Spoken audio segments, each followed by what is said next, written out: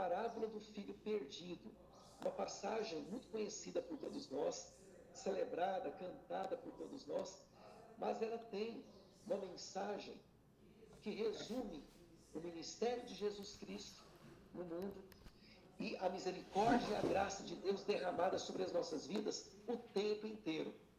Por isso essa parábola, ela tem uma significativa importância para a minha e para a sua vida. E hoje eu gostaria de dividir com os irmãos alguns ensinamentos, alguns princípios de Jesus que ele nos ensina através desta parábola. Lembrando, meus irmãos, que parábola é um recurso pedagógico que Jesus utiliza para ensinar as pessoas sobre os mistérios do reino, para que a gente possa entender o que é reino de Deus. E Jesus, como uma pessoa extremamente sábia, porque ele era o próprio Deus, ele é o próprio Deus, Jesus ele utilizava elementos do dia a dia das pessoas para ensinar verdades sobre o reino dos céus. E essa parábola, ela vai nos ensinar muito, e por isso eu peço a atenção dos irmãos. Por gentileza, abram, por favor, em Lucas capítulo 15, versículos de 11 a 31. Nós vamos aprender muito, eu tenho certeza, sobre essa passagem bíblica. Muito bem, meus irmãos. A primeira coisa que é importante nós entendermos sobre essa parábola é que a representação dessa palavra, o que representa essa parábola é o ministério de Jesus, o trabalho de Jesus no mundo, e demonstra o amor de Deus por aqueles que se desviaram e a alegria que o Pai sente quando estes retornam. Meus irmãos, essa parábola, na verdade, ela está quebrando alguns valores da época que Jesus estava apresentando essa parábola. Nos tempos de Jesus, e a gente não pode falar que é diferente dos nossos tempos, as pessoas elas acreditavam muito em dente por dente, olho por olho, dente por dente. A pessoa pecava e ela nunca mais na vida prestava. Não tinha solução para o pecador. A pessoa é assim e pronto. Ela é ruim, ela é pecadora, ela é má, não tem solução para ela. E Jesus, ele mostra através desta parábola que nós estamos equivocados. Deus, ele não desiste do homem, ele não desiste do ser humano. E essa parábola mostra isso. Deus indo ao encontro do homem, e não o homem indo ao encontro de Deus. Nós, pelos nossos pecados, pela nossa natureza pecadora, não temos forças e nem vontade de ir até Deus. No entanto, Deus, através da sua infinita misericórdia, ele vem ao nosso encontro. Ele vem, ele ilumina o nosso coração, ele muda o nosso comportamento, ele muda os nossos valores e transforma a nossa vida. É isso que representa, meus irmãos, a parábola do filho perdido. Pois muito bem, qual é o público que Jesus fala? Para quem Jesus fala? É muito importante nós termos essa consciência. Em qual circunstância Jesus estava falando? E lá em Lucas capítulo 14, versículo 1, está falando para qual público Jesus estava ministrando.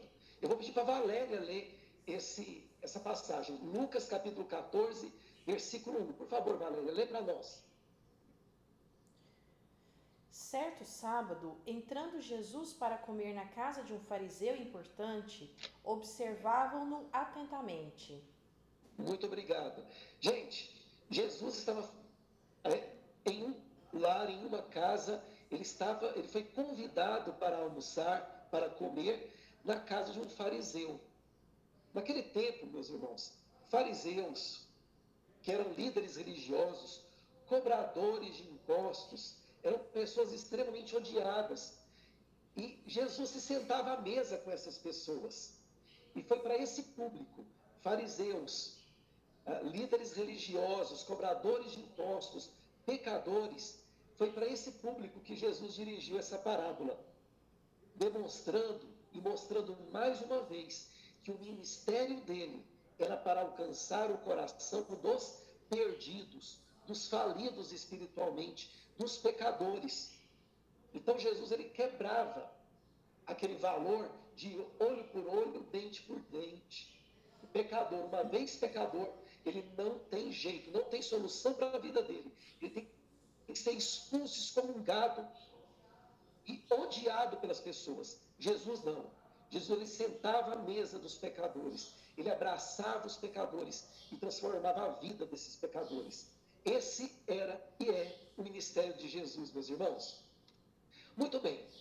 Quando nós lemos a parábola do filho perdido, quais são os personagens? Parábola, mais uma vez, eram recursos pedagógicos que Jesus utilizava para ensinar verdades do reino.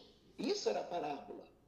Então, Jesus, ele pegava elementos do dia a dia, conhecido pelas pessoas, e através desses elementos, ele ensinava verdades para todas as pessoas.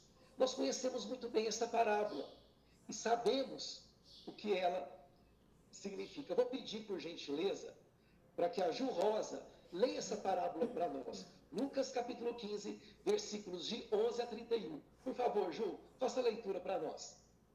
Então tá. Continuou. Certo homem tinha 2 filhos. O mais moço deles disse ao pai: Pai, dai-me parte dos bens que me cabe. E lhes repartiu os haveres. Passando não muitos dias, o filho mais moço, ajudando tudo que era seu, partiu para uma terra distante e lá dissipou todos os bens, vivendo dissolutamente. Depois de ter consumido tudo, sobreveio àquele país uma grande fome e ele começou a passar necessidade. Então ele foi e se agregou a um dos cidadãos daquela terra, e este o mandou para os seus campos a guardar porcos. Ali desejava fartar-se dos alimentos que os porcos comiam, mas ninguém lhe dava nada. Então, caindo em si, disse: Quantos trabalhadores de meu pai têm pão com fartura e eu aqui passando fome?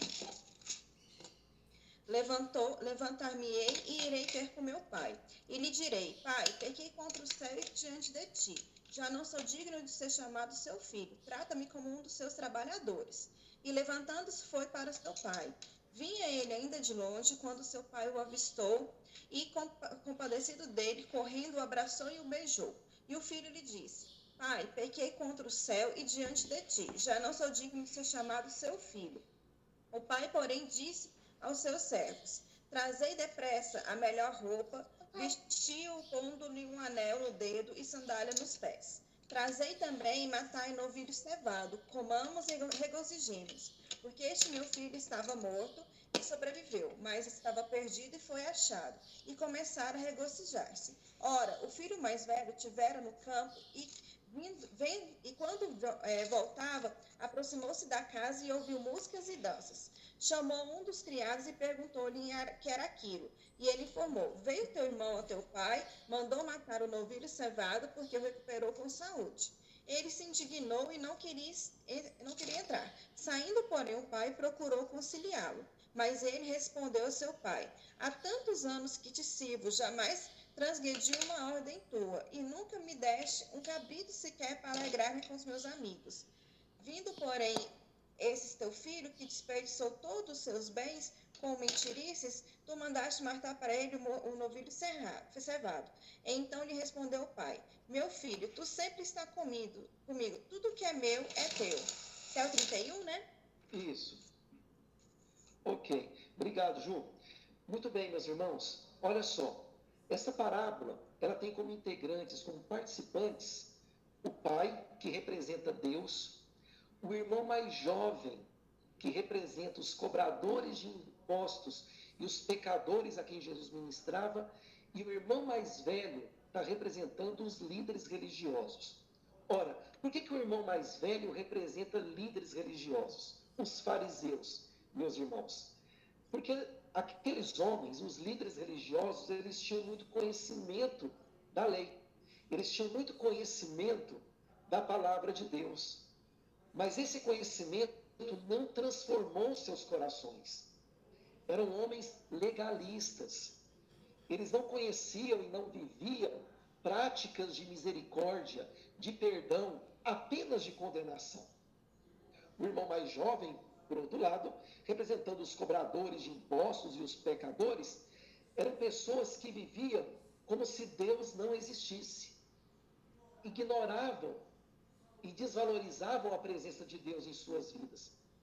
E o pai representando Deus, aquele que vai ao encontro do pecador. Observe, meus irmãos, que lá no versículo 20 da parábola, está dizendo o seguinte: então voltou para a casa de seu pai, quando ele ainda estava longe, seu pai o viu, cheio de compaixão, correu para o filho. Ou seja, meus irmãos, Deus ele vai ao encontro do pecador. O pecador não tem forças para ir até Deus. Deus, ele vai ao encontro do pecador. É ele que incomoda o nosso coração. É ele que ilumina os nossos olhos. É ele que nos convence do pecado. É ele que nos transforma a vida, a história. Então, Deus, ele é rico em misericórdia. Mas vamos aprofundar um pouco mais nessa parábola. Lucas capítulo 15, versículo 12, diz o seguinte: que o filho mais jovem, ele disse ao seu pai: quero a minha parte da herança. Meus irmãos, no contexto judeu, era algo muito desrespeitoso, porque veja bem, herança é algo que você pega quando o pai morre. Quando o pai morre, o herdeiro, que é o filho, ele vai ali se apropriar das riquezas do pai. Mas o pai estava vivo. E o filho exigiu: quero a minha parte na herança. Na prática, meus irmãos, isso mostra que o filho estava dizendo para o seu pai: para mim, o Senhor está morto. É por isso que o filho mais jovem, ele representa os pecadores. Porque o pecador, ele vive como se Deus não existisse. Deus não tem significado nenhum para a vida do pecador. E é por isso que ele vive e que ele faz aquilo que ele acha que é certo, que ele segue as vontades do seu coração, ele segue a sua vontade pecaminosa. Deus está morto para o pecador. E foi isso que o filho mais velho fez. Ele exigiu a sua parte na herança e foi viver a sua vida. O pai não tinha importância nenhuma para ele. Muito bem, meus irmãos. No versículo 13 de Lucas, capítulo 15, da parábola, diz que o filho desperdiçou tudo o que tinha. Ou seja, ele pegou a herança do pai, ainda vivo, aquela parte que lhe cabia, e gastou a propriedade familiar para os gentios, para aqueles que não faziam parte da família de Deus numa terra distante, algo especialmente vergonhoso e motivo de banimento. Isto é, meus irmãos, quando um filho desrespeitava o seu pai judeu, não honrava o seu pai, pegava o dinheiro, a herança, e gastava com tudo aquilo que era errado, com prostituição, com bebedices e com outras coisas, isso era motivo desse filho, dessa pessoa, nunca mais ter direito a voltar para sua cidade natal, para o seu núcleo familiar. Veja vocês, meus irmãos, que os judeus, que os líderes religiosos, eles não conheciam, mas não viviam práticas de misericórdia. Uma vez pecador, você não presta mais, não tem solução para você. Você errou, acabou, não tem perdão não, não tem segunda chance não, vai embora daqui. Era desse jeito que os líderes da sua graça e misericórdia. Mas continuando ainda sobre a atitude do filho, meus irmãos. Lucas capítulo 15, versículo 15, mostra que o filho, ele mergulhou no pecado. Ele se lameou com o pecado. E Jesus, ele utiliza o exemplo de porcos. Vamos lembrar, meus irmãos, que o porco, o animal porco, para o judeu, representa aquilo que é mais asqueroso. Trabalhar em um chiqueiro, estar no meio da lama, era algo extremamente sujo de porcos. Pedir emprego, pedir um lugar para ficar. E lá, meus irmãos, na lama, ele foi tocado pelo amor do Pai e reconheceu: o que eu estou fazendo aqui? Meus irmãos, eu quero que os irmãos compreendam que o fato do filho ter reconhecido que estava na lama não significa que ele se arrependeu, que ele buscou o arrependimento.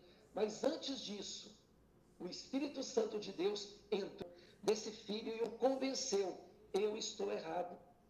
O pecador, ele não tem força. Eu e você não temos forças para ir até Deus, mas Deus, ele vem até nós.